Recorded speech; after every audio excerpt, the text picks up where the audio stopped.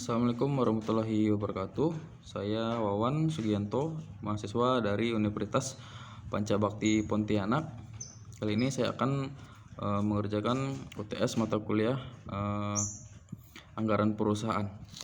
Oke, di sini ada 5 pertanyaan. Yang pertama adalah apa yang saudara ketahui tentang penganggaran perusahaan? Jelaskan menurut saudara sendiri.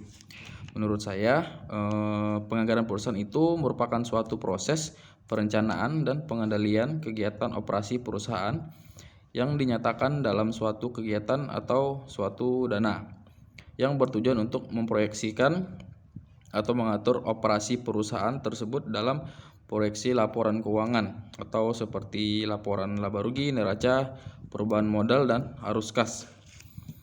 Oke, soal yang nomor 2, hubungan anggaran dengan manajemen memiliki hubungan yang kuat, misalkan manajemen staffing. Apa yang dimaksud dengan staffing tersebut?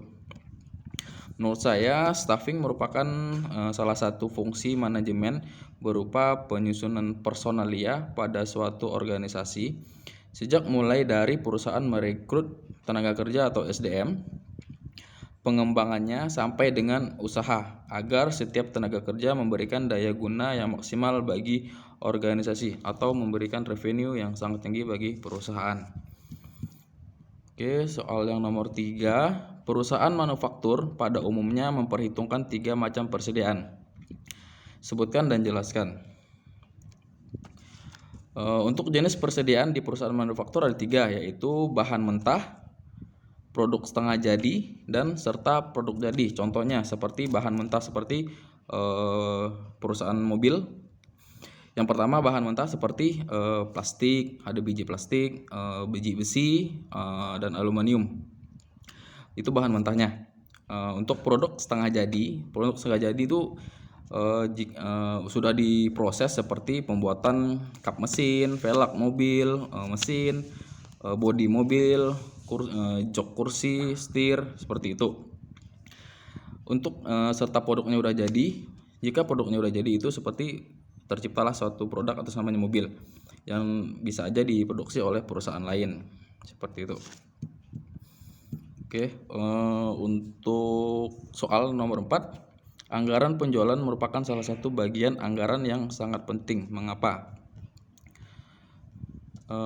Secara umum, anggaran penjualan mempunyai manfaat yang sama dengan semua anggaran yang ada di semua perusahaan, yaitu sebagai pedoman kerja, alat pengkoordinasian kerja, dan alat pengawasan kerja. Secara khusus, anggaran penjualan berguna sebagai dasar penyusunan semua anggaran yang ada di dalam perusahaan agar tidak terjadi kerugian bagi perusahaan itu sendiri. Oke, soal yang terakhir nomor 5. Manajer penjualan harus menetapkan target penjualan yang ingin dicapai. Selain target penjualan, juga harus mempertimbangkan berbagai faktor antara lain. Sebutkan dan jelaskan. Terkait target atas penjualan, produk, dan target pasar.